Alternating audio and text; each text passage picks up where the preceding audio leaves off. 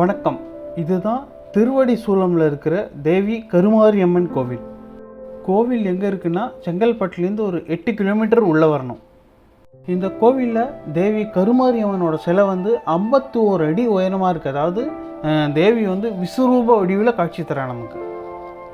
இதுதான் கோவிலோட entry point.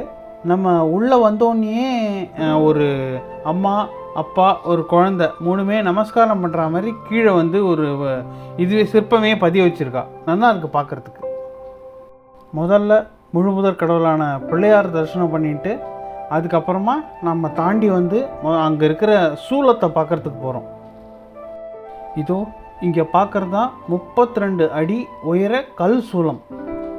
பிரம்மாண்டமாக இருக்குது. அது வீடியோவில் பார்க்குறதுக்கு எப்படி தெரியுதோ இல்லையோ தெரியல, நேரில் பார்க்கும்போது அவ்வளோ பிரம்மாண்டமாக இருக்குது.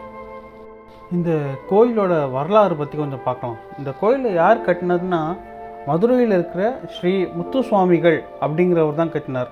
முத்துசுவாமிகள்ங்கிறவர் தம்பு சுவாமிகள் அப்படிங்கிற பரம்பரையில் முதன்மையானவர். இந்த தம்பு சுவாமிகள் யாருன்னு பார்த்தீங்கன்னா அவர் தான் இந்த திருவேற்காட்டில் பிரசித்தி பெற்ற தேவி கருமாரியம்மன் கோயில் இருக்கு இல்லையா, அதை கட்டினது அவர் தான். மதுரை முத்துசுவாமிகள் அவரோட கனவில் தேவி கோயில் இங்கே திருவடி சூலமில் கோயில் கட்டும்படி ஆணையிட்டிருக்கா. அது பேரில் தான் இங்கே இவ கோயில் கட்டியிருக்கா. 32 அடி கல் சூலம் பார்த்தோம் இல்லையா, அதே மாதிரி அதுக்கு பின்னாடியே அப்படியே உள்ளே போனோம்னா 51 அடியில் தேவி கருமாரியம்மன சிலை அப்படியே பிரம்மாண்டமாக இருக்குது பார்க்குறதுக்கு.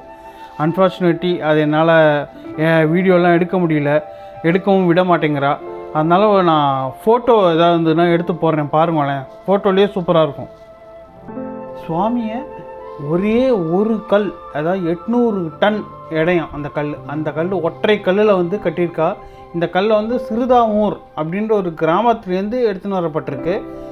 கட்டினது செப்டம்பர் 11, 2008 சுவாமியை சிற்பமாக வடிச்சிருக்கா. உள்ளுக்குள்ளெல்லாம் வீடியோ எடுக்கிறதுக்கெலாம் எந்தவித அனுமதியும் கொடுக்கலவா.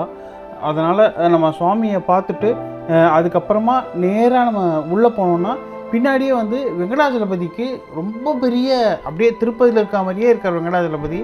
அவ்வளோ நல்லா இருக்கார், பார்க்குறதுக்கே ரொம்ப நல்லா இருந்தது. அங்கேயும் உள்ளுக்குள்ளேயும் வீடியோ எடுக்க முடியாததுனால அவரோட ஃபோட்டோவையும் இங்கே நான் போடுறேன். பெருமாளை பார்த்துட்டு அதுக்கப்புறமா இந்த அவதார புருஷனையும் பார்த்துட்டு கீழே இறங்கி வந்தோன்னா 108 திவ்ய தேசங்கள் உண்டான 108 சன்னதிகளும் இங்கே சின்ன சின்னதாக 108 சன்னதிகள் வச்சுருக்கா. சூப்பராக இருந்தது பார்க்குறதுக்கு. நீங்களும் அதை பார்த்துட்டே போங்களேன், பார்க்குறதுக்கு ரொம்ப நல்லா இருக்குது. என்னதான் சொன்னாலும் அந்த கலர் அட்ராக்ஷனும் அவள் அந்த கோயிலை அந்த மெயின்டைன் பண்ணுற இதையும் இப்போ அந்த கோயிலை பார்க்கும்போதே அவ்வளோ அப்படியே பளிங்கு மாதிரி இருக்குது. அவ்வளோ சூப்பராக இருக்குது பார்க்குறதுக்கு. ஆஸ் டோல்டு, ரெஸ்ட்ரிக்ஷனால் என்னால் ஃபுல்லாகவே எடுக்க முடியல. என்னால் என்ன கிடச்சதோ அதை மட்டும்தான் நான் எடுத்திருக்கேன். பட் இந்த ஏரியாவில் இங்கே நீங்கள் இருந்தேன்னா தயவு செஞ்சு இதை போய் பாருங்க, ரொம்ப நல்லா இருக்குது பார்க்குறதுக்கு.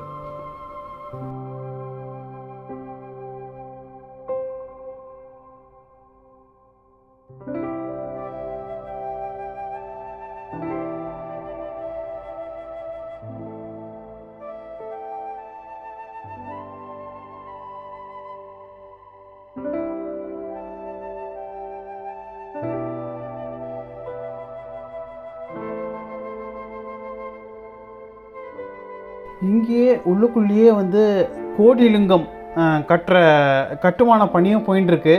இது அதோட மாதிரி தான் பணி போயின்ட்டுருக்கு. அது கேட்டதுக்கு இன்னும் ஒரு 3-4 இயர்ஸில் கம்ப்ளீட் ஆகும்னு சொல்லியிருக்கா. அதுக்கப்புறம் பார்த்தா பிரம்மாண்டமாக இருக்கும்னு நினைக்கிறேன்.